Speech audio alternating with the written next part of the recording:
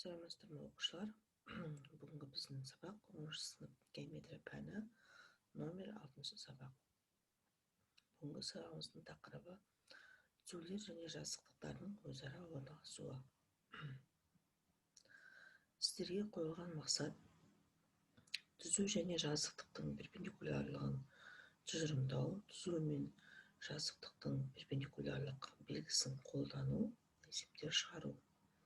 Жазықтық пен түзудің перпендикулярлығын есептер шығару барысында тиімді әдістерді қарастыру, күнделікті өмірден мысалдар келтіру. Жетістік критериялары.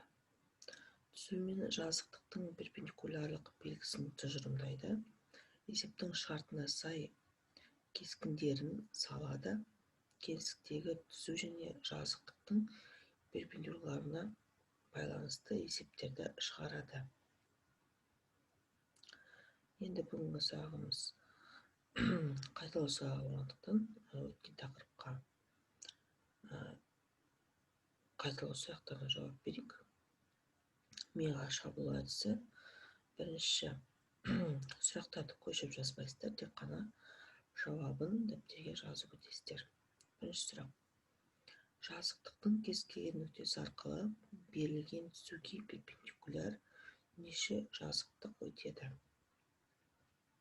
Сызбасын көрсетсеңіздер де болады, немесе қысқаша түрде дәптерге жазып кетсеңіздер де болады. Дәптерлеріңізге жауаптарын жазыңыздар.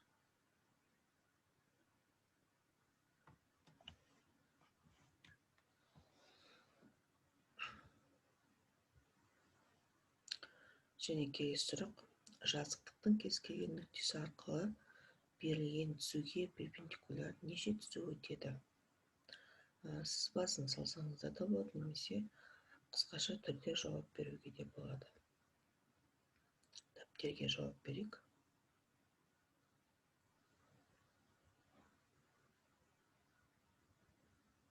Келесі соңғы сұрақ. Екі жазықтық түзуге параллель болса, онда жазықтықтар қалай орналасады? Сызбасын сызып көрсетсеңіздер де болады. Дәптерге жазайық, сызайық.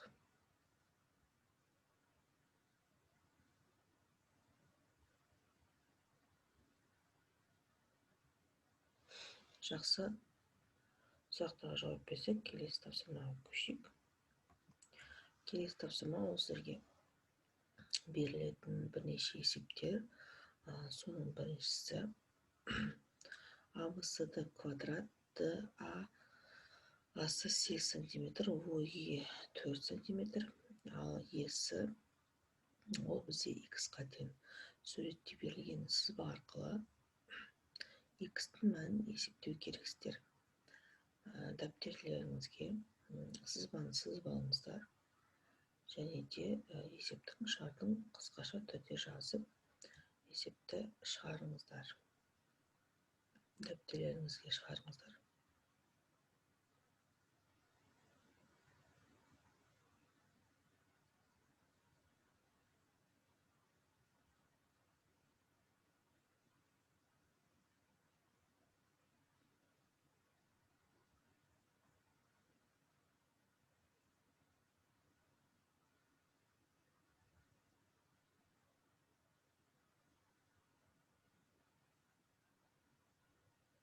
Жазықтық пен түзудің өзара орналасуындағы ережелерді қолданасыздар бұл есептерде. Қандай екі ережесі бар? Перпендикуляр және параллель деген екі ережесін қолданасыздар.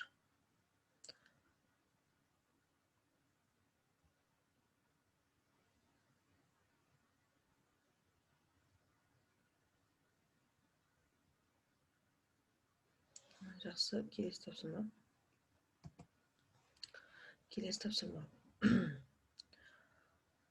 А, Б, С, Д, А1, Б1, С1, Д1 текшесінде төгілері арқылы өтетін және берілген түзулерге перпендикуляр жазықтықтарды көрсетіңіз. А1-ді және А1-ді сіздер көрсетесіздер. олар жазықтықта қалай орналасқанын соны сызбасы түрде көрсетесіздер. Ең бірінші дәптерлеріңізге сызбасын сызып алыңыздар және қысқаша түрде есептің шартын жазыңыздар. Дәптерлеріңізге шығарайық.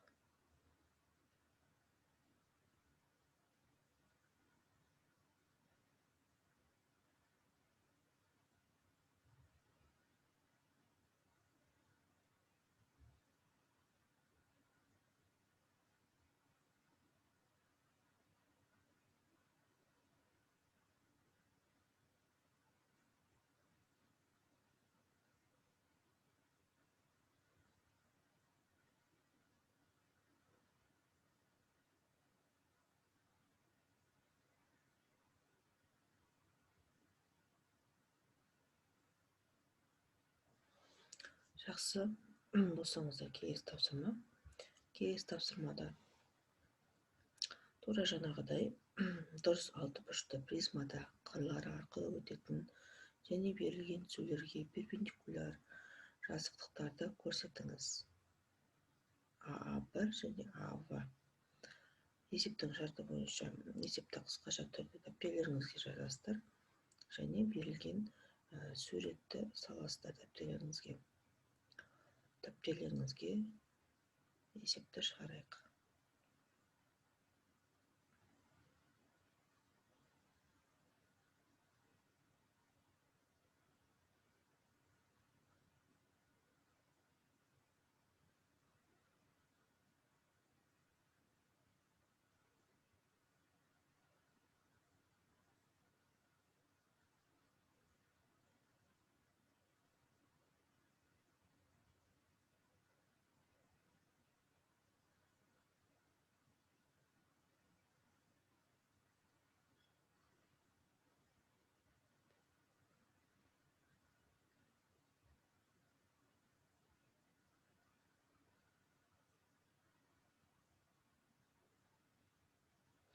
Жақсы, шығарып болсаңыздар, келесі тапсырмаға көшейік.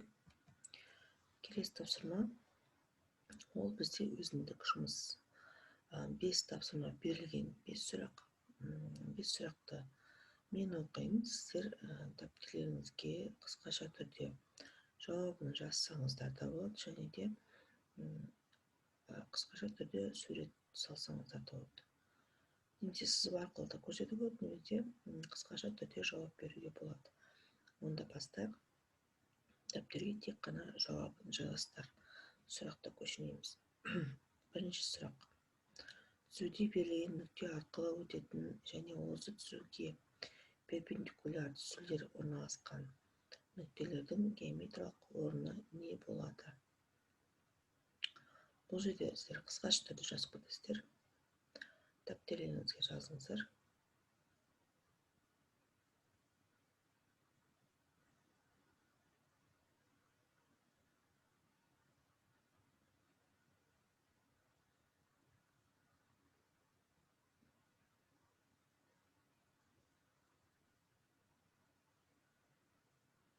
Жақсы, екінші сұрақ. Екі параллель түзу берілген. Олардың әрқайсысы арқылы жазықтық жүргізілді. Бұл жазықтықтар қиылысады. Олардың қиылысу түзуі берілген. Түзулерге қатысты қалай орналасқан? Бұл жерде енді сызба нұсқа арқылы салып көрсетсеңіздер болады дәптерлеріңізге.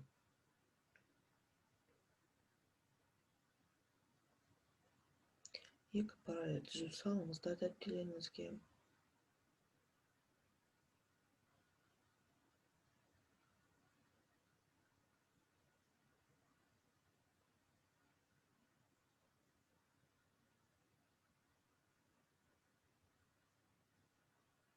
Жақсы, келесі сұрақ үшінші. Үшбұрыштың екі қабырғасына перпендикуляр түзу үшбұрыштың жазықтығына қатысты қалай орналасқан?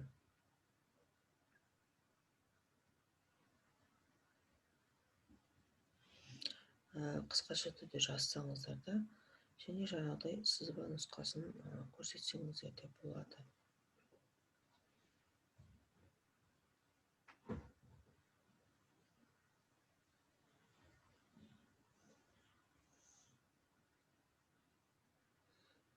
Келесі 4-ші сұрақ. Қиылысатын екі жазықтық берілген. Екі жазықтықты параллель түзулер бойымен кесіп өтетін жазықтық бар ма? Бұл жерде енді қысқаша түрде жауап бересіздер.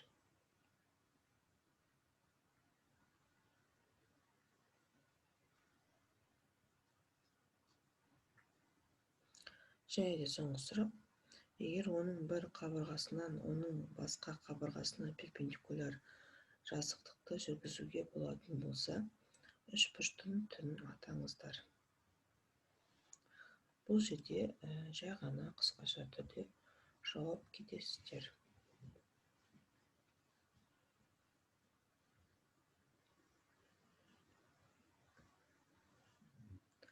Жақсы. Сұрақтарға жауап берсек, бүгінгі орындаған тапсырмаларымыз түсінікті болса, жақсы, сау болыңыздар.